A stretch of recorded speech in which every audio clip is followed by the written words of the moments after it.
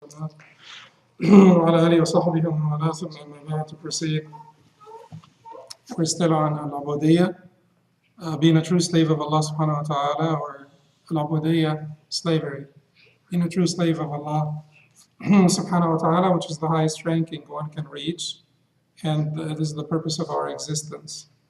And it is the ultimate test.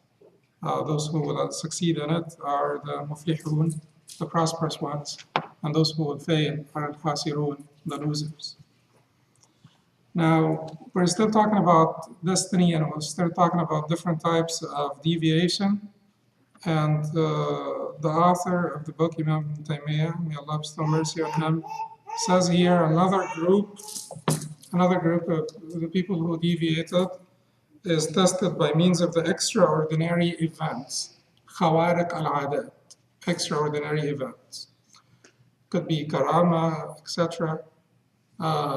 They're tested by those extraordinary events, the khawariq al-adat or the karamaat, etc. That happen to them, such as telling about the unseen or having their dua answered in a miraculous or a remarkable fashion. Like you make dua and before you end it, it's there. Now, could this happen to you? And you know, if this happens to you, you will naturally think that it's a good thing, it's a great thing. But everything that happens to you in this life is still a test, right? Whether it's good or bad, it is still part of the test, part of the trial. And the work of the shaitan is to actually sideline you at some point on your path. And the closer you are to your goal, to the finish line, the harder he works, and the trickier he becomes.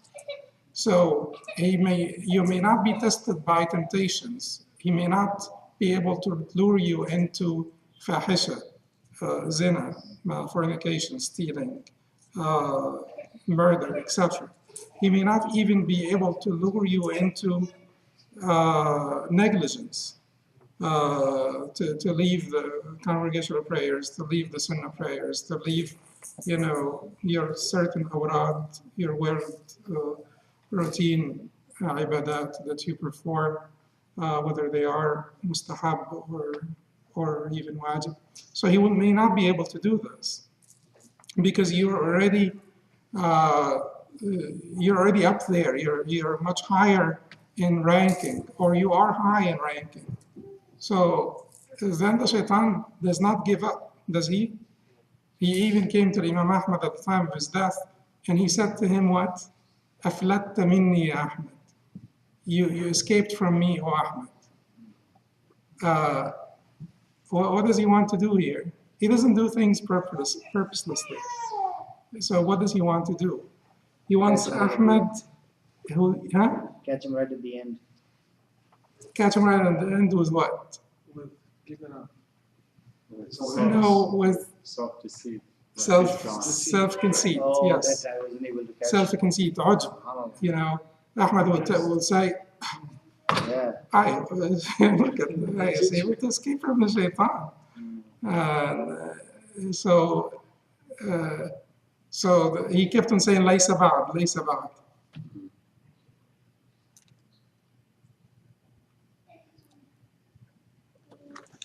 Not yet, not yet.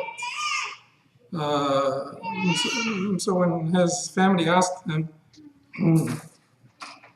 why were you saying laysa ba'd, not yet?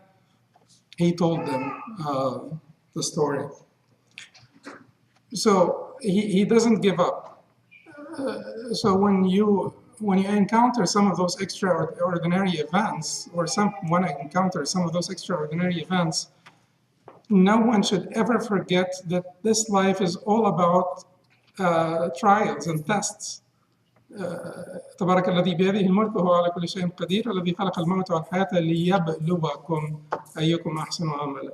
He who created life and death to test you which one would be better in action. So this the sort of departs from your awareness, or it goes into your vague consciousness, not in your vivid one.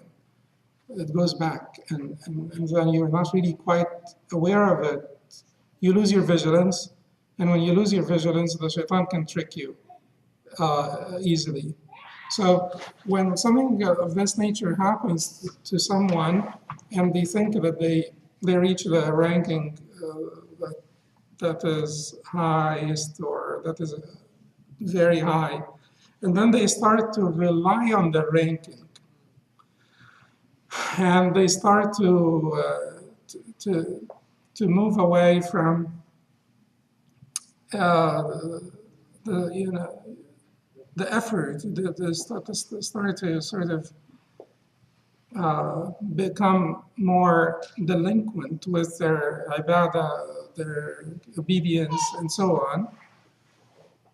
Or even if they consider this extraordinary event a sign that they are perfectly fine, perfectly right on all matters, in all things, they take this as a sign that I am perfect. I could not be doing any bid'ah, for instance, or innovation. I could not be doing any mistake. I could not be doing any sin. I could not be doing, like outward or inward sins, because look what is happening to me. I make dua, and right away it gets answered. That is when they fail in the test, and that is when the shaitan would have been able to distract them away from their target when they were actually extremely close to it, or somewhat close, significantly close to it. So he says here, such as telling about the unseen or having their du'as answered in a remarkable fashion and so on. In this way, these people may be distracted from the duties of ibadah, gratitude, and so on, that they have been commanded to do. These extraordinary events often happen in order to distract those who are striving to discipline themselves. But one can be saved from this by always adhering to the commands of Allah with which He sent His messenger. As Al-Zuhri, rahimahullah, may Allah bestow mercy on him, said, Zuhri, one of the kibar al-tabi'in, one of the tabi'in, most famous of the tabi'in, the generation that's after the Sahaba. He said, those who passed away before us, meaning the Sahaba, those who passed away before us of the Salaf for the tabi'in must be the Sahaba. Used to say adherence to the Sunnah is salvation, najah. So tamassuk bis Sunnah najah. This is because the Sunnah, as Malik, may Allah bestow mercy on him, Imam Malik, said, is like Noah's Ark. It is Allah's robe. And Imam Malik described the Sunnah as Noah's Ark. Whoever boards it will be saved, and whoever stays behind will be doomed. In other words, the path has been delineated, demarcated, laid out, explained in detail by the Prophet ﷺ. So don't count on your station, your ranking. Don't count on your opinion. Don't count on your taste. Don't count on your whatever you find in your heart, the feelings of the heart.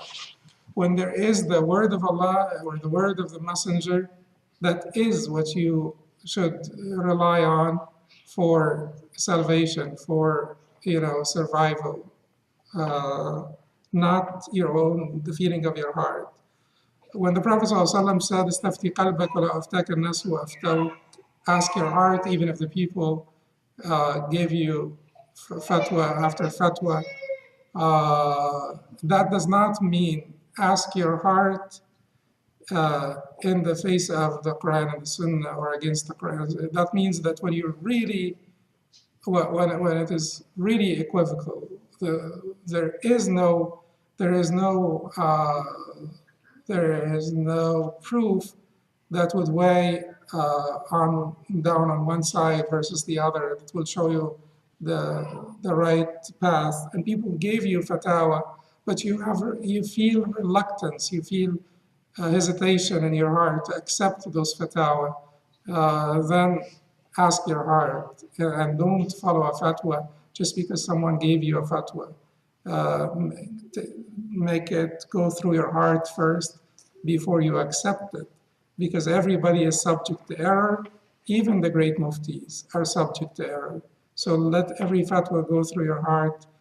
Your heart, here when we say your heart, we also mean your mind, because you know that the heart thinks, like we talked about this before. We talked about neurons in the heart, tens of thousands of neurons, which are the brain cells being in the heart. Actually, more and more, it is becoming more and more accepted in conventional medicine. I shouldn't be talking about medicine anymore. It's becoming more and more, no, it is truly becoming more and more accepted in conventional medicine. It is a fact that there are neurons in the heart. It's becoming more accepted in conventional medicine that the heart also thinks. Okay, so basically, Ibaadah, righteousness, and tawheed. Ibaadah, righteousness, and tawheed. Ibaadah, obedience, righteousness, and following the straight path all refer to one thing, which may be summed up in the following 2 points. And that is the summary of everything. And those are the 2 points from which we, take off and return to and go back. Those are the launching 2 points for any da'i. If you just talk about those 2 points, if you take them as sort of the blueprint of any khutbah, you'll be able to give a good khutbah, a good talk, good mu'adha, exhortation. Those 2 points are: one, that one does not worship anyone or anything except Allah. Allah na'buda illallah. 2, that one does not worship him in any way except the way that he himself has prescribed. وَأَلَّا يُعْبَدَ إِلَّا بِمَا شَرَعَ. يعني أَلَّا نَعْبُدَ إِلَّا اللَّهِ, that we worship none but Allah. وَأَلَّا نَعْبُدَهُ إِلَّا بِمَا شَرَعَ, and that we not worship him except with what he prescribed. Allah prescribed. And that one does not worship him according to one's own whims and desires or follow bid'ah or innovations in worship. So, أَلَّا تَعْبُدَ إِلَّا اللَّهِ وَأَلَّا تَعْبُدَهُ إِلَّا بِمَا شَرَعَ. And it is extremely important that you spend time to really realize that second end, which is to worship him only according to what he prescribed. We give the example before of buying a gift for your mother. Remember that example? Yeah, remember that example. So if you because people think that, adhering to the sunnah, that you could be so loving of Allah subhanahu wa ta'ala, but you don't adhere to the sunnah very much. Like you can really perform well on number 1, but fall short on number 2, which is adhering to the sunnah. You're not going to perform well on number 1. Number 1 is in need of number 2, and number 2 is in need of number 1. Ikhlas wal mutaba'a. Ikhlas, sincerity, mutaba'a is to follow the Messenger sallallahu alaihi wasallam in the way that he prescribed for us. But how could, it is easy to say that number 2 is dependent on number 1. But why is number 1 dependent on number 2 as well? To reach perfection in number 1, you need number 2. Not only because number two, the prescription that the Prophet ﷺ gave us to apply the prescription as prescribed will result in the ultimate goal of attaining that sincerity and devotion, but also you really don't have enough sincerity unless you try so hard to worship Allah as He likes, not as you like. As He likes, not as you like. When we talked about, buying a gift for your mother, we said that you can, go to the shopping center, the closest shopping center, instead walk into a store, and you're rich, so you get your credit card out and you buy her $1,000 gift, whatever. So the first thing that comes your way, in your face, you buy it. Versus someone else who will keep on thinking, he may not be rich, but he will keep on thinking, what should I buy? What would she like? What did she like before? What does she need now? Should I ask my aunt? Maybe she knows. And then you go to, like a mall or something, and you keep on looking and looking, and then you find the very exact thing that she would love the most. Who is more loving? The second person, not the first. So basically, that is exactly what it is. When it comes to sawab, correctness of the actions, the effort that you do in learning what is pleasing to Allah, what He truly likes, what truly brings you to His doorsteps,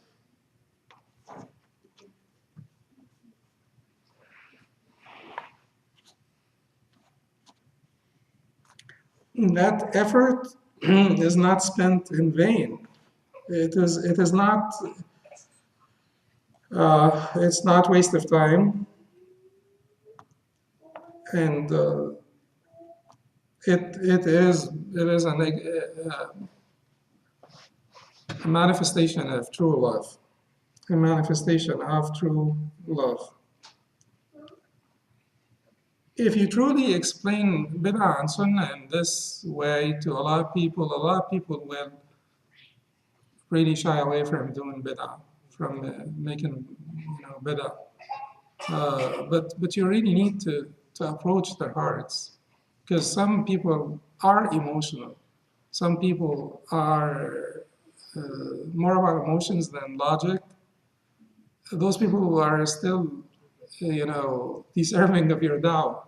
So it's not like, I'm going to tell them, 1, 2, 3. It's not math. It is not. No, you should really try to find the right keys to those people. And for some people, the right key is logical argumentation. And for some people, the right keys are not logic, because in the first place, they don't know much about logic. So the key is through their heart, through their emotions, not their intellect. Allah says, whoever expects to meet his Lord, فَمَنْ كَانَ يَرْجُو لِقَاءَ رَبِّهِ, let him work righteousness, فَلْيَعْمَلْ عَمَلًا صَالِحًا, and in the worship of his Lord, admit no one as partner, وَلَا يُشْرِكْ بِعِبَادَةِ رَبِّهِ أَحَدًا. So whoever expects to meet his Lord,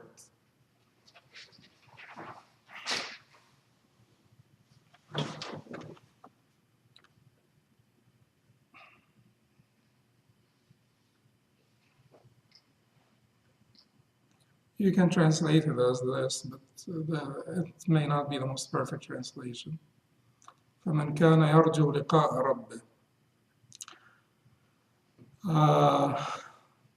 But it would be still acceptable. But yarju gives other inferences other than expect. It it gives that inference that you're longing for, or you're keen on, or you're awaiting. But here also it means expect, so it is between this and that. So whoever expects to meet his Lord, let him work righteousness, فَلْيَعْمَلْ عَمَلًا صَالِحًا. And in the worship of his Lord, admit no one as partner. وَلَا يُشْرِكْ بِعِبَادَةِ رَبِّهِ أَحَدًا. So these are the two, right? فَلْيَعْمَلْ عَمَلًا صَالِحًا, let him uh, work righteousness. Amal salih, righteous deed. So do righteous deed meaning what? Correct. Meaning according to the sunnah. That is al-amal salih. Okay. وَلَا يُشْرِكْ بِعِبَادَةِ رَبِّهِ أَحَدًا, and in the worship of his Lord, admit no one as partner.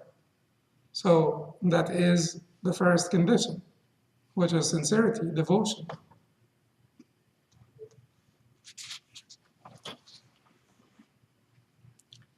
Righteousness or righteous deeds, al-a'mal al-salihah or al-amal al-salih, means excellence and perfection.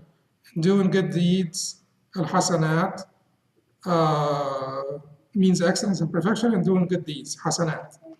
Good deeds or al-hasanat means that which Allah and His Messenger love, which is what they have commanded, whether it is wajib or mustahab.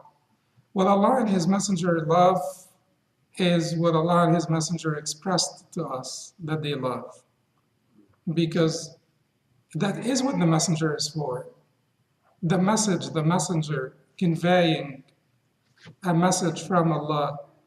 Do you think that the Messenger will keep anything from us that he received from Allah? Certainly not. So to basically add is an offense to the Messenger. To basically make up things is an offense to the Messenger. Like when you say that this is my the Shaykh of my tariqah taught me to make those azkar. Did the Prophet make azkar or not? If you follow the azkar of this tariqah, what about the tariqah al-Muhammadiyya? Did the Prophet have a tariqah or not? If you're talking about tariqah in the sense that it is a path to the pleasure of Allah, which path is better than the path of the Prophet ﷺ? Did the Prophet ﷺ fall short on his worship? Did the Prophet ﷺ do less than desirable? Has it not been conveyed to us? If you take the book of Imam al-Nawawi, the Azkar book of Imam al-Nawawi, book on Azkar by Imam al-Nawawi, well, just work on this. Are you going to be able to do everything the Prophet ﷺ did? You're not. So why leave that and take another book that was basically put together by something other than the Prophet ﷺ? What is mentioned in the Sunnah, in the books of Hadith about the Azkar, Amal al-Yawm wal-Layla, the actions of the day and night, like in Nasa'i, what is mentioned there is sufficient for you, is more than sufficient for you. You will never be able to do as much as he did, sallallahu alaihi wasallam, or to catch up with him. So just follow his footsteps and do of what he did as much as you can.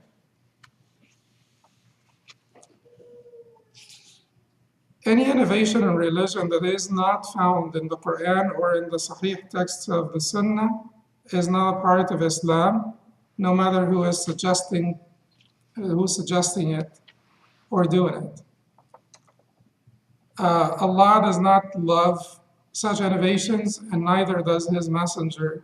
So it cannot be counted as righteousness or righteous deed or a good deed, just as actions that are not permitted, such as immorality or wrongdoing or oppression, cannot be counted as righteousness or righteous deeds or good deeds. Basically, if in terms of ibadat, it is forbidden until proven otherwise. Because you can't make up your own ibadah. Why did you get a messenger? In terms of mu'amalat, logic can lead you to correct transactions to a great extent. Because when you are transacting, you're transacting with whom? People. With another human being, like you, right? So you can expect, based on your own inclinations, based on your own likes and dislikes, you can expect what that human being may like or dislike, right? You're dealing with a similar being. So your logic is based on what? Is based on your intuitive intellect, your intuition, and your cumulative experience, the aggregate experience. Those two will help you understand what is right and what is wrong. The intuitive intellect, natural, built in, and your aggregate experience or your cumulative experience over the years. That's why people get wiser as they grow, because they have more cumulative experience. Not all of them, but that's supposedly it should. No, some people don't, تراهم ينظرون إليك وهم لا يبصرون. And you see them looking at you, but they don't see. كمثل الذي ينعق بما لا يسمع إلا دعاء ونداء صم بكم عمي فهم لا يعقلون. The likeness of them is like someone who calls upon cattle, but cattle is removed from the verb, it's not mentioned.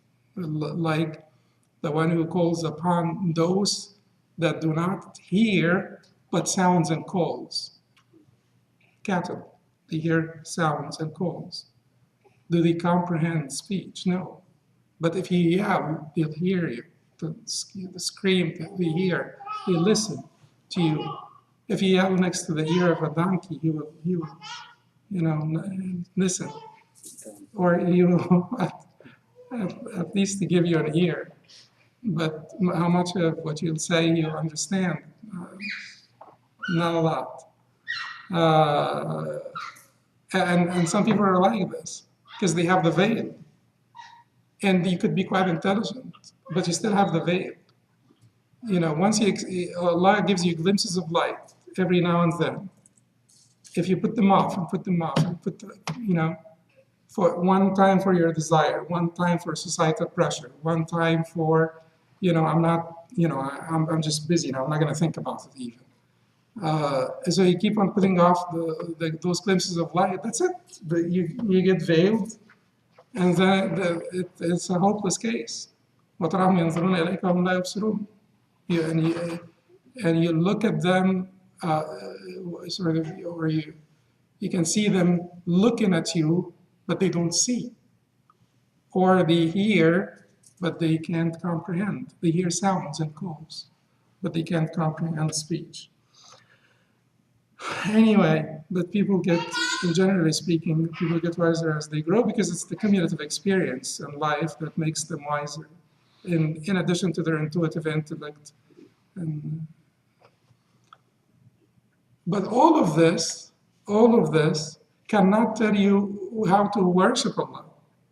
It is, it makes perfect sense. We know for sure that in the area of Ibaadah, everything is proven is forbidden until proven otherwise. In the area of mu'amalat, interactions with your similar creatures, everything is permissible until proven otherwise. Logic, that's the sound logic, can lead you to correctness in the area of transactions. Logic cannot lead you to that which Allah likes in terms of worship. Because if you really think about it,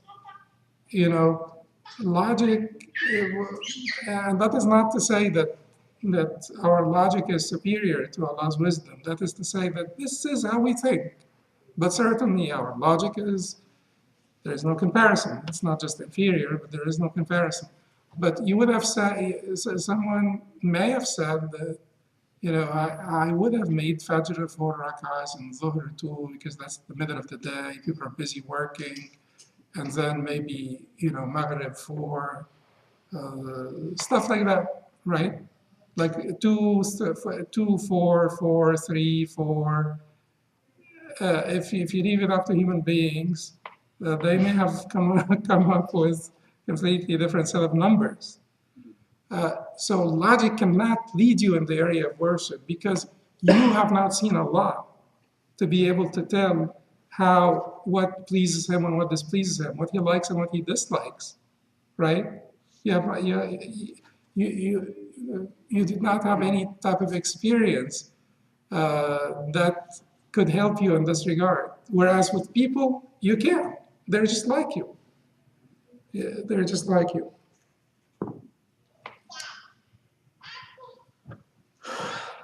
So it makes perfect sense that in the area of worship, you need to refrain from adding anything until something is clear to you that it is prescribed by Allah subhanahu wa ta'ala or His Messenger sallallahu alayhi wa sallam.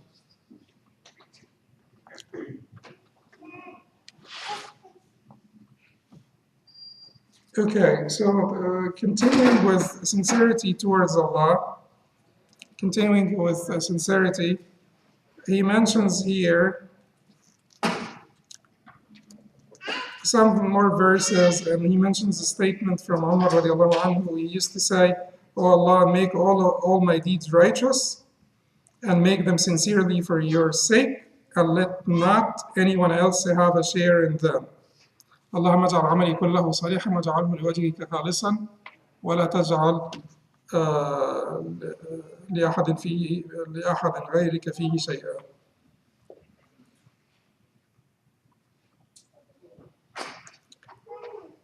So then he also quotes from Al-Fudayl ibn Iyad here concerning the ayah in Surah Al-Mulk, Surah Tabarak, ليبلوكم أيكم أحسن عملا, to test you who's better in action. When they asked him who's better in action, what did he say? He said أخلصه. When they said أي أحسن عملا, better in action, they asked Al-Fudayl ibn Iyad, يا أبا علي, his kunya was Abu Ali, Abu Ali. يا أبا علي ما أحسن عملا. He said أخلصه وأصوابه. He said the most sincere and correct. Sincere and correct. And then they asked him to elaborate more, and he said that if the action is sincere but not correct, it will not be accepted. If the action is correct and not sincere, it will not be accepted until it is sincere and correct.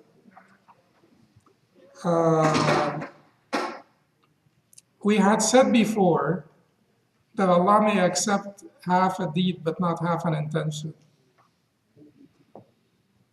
But this is a righteous deed, right? But if the righteous deed is mixed with innovation, will Allah take the righteousness, sort the righteousness from the innovation?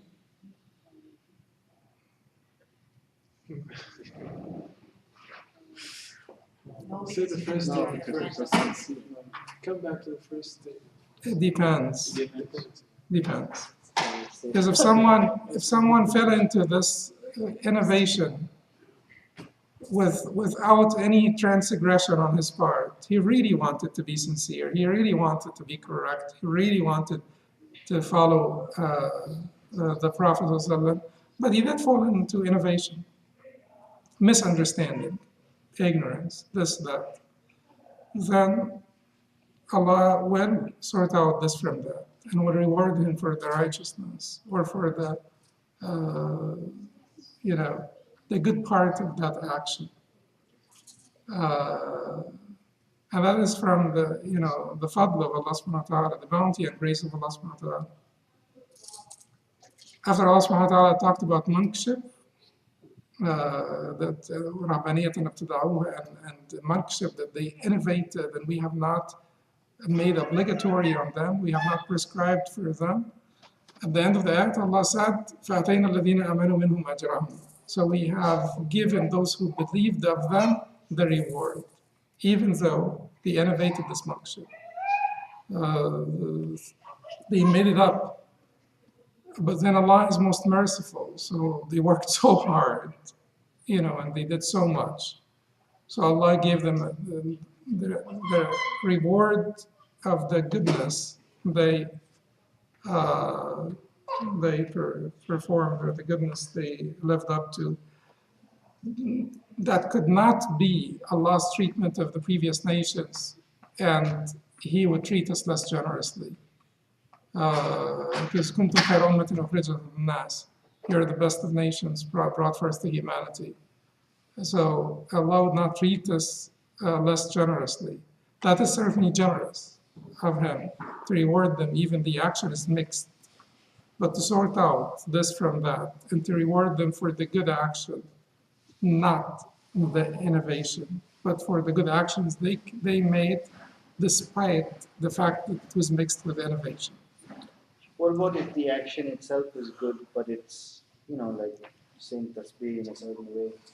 Is that what you're talking about? Yeah, so you have like you say to yourself, I'll say 50 times, or if you randomly say I'll say tasbih 50 times, or for just some time I will have a certain schedule, or like to discipline yourself, that is fine. Until you start to believe in it, that it is actually virtuous, or start to call the people to it, or start to adhere to it as if it is actually part of the deen, that is when you have deviated and committed an innovation. Even when you deviate and commit an innovation, but you continue to make tasbih, will you get nothing for the tasbih? You will get allowed to treat us most generously. But keep in mind, do you remember the example I gave you before about the net and the lake? Okay. So you can go to a lake that doesn't have any fish with the best net possible, perfect net. Will you be able to catch any fish? No. You can go to a lake that has fish with a defective net. Will you be able to catch any fish? Yes. Some, maybe. In order for you to really catch a lot of fish, you have to go to a lake that has a lot of fish with a net that is good, a good net, perfect net.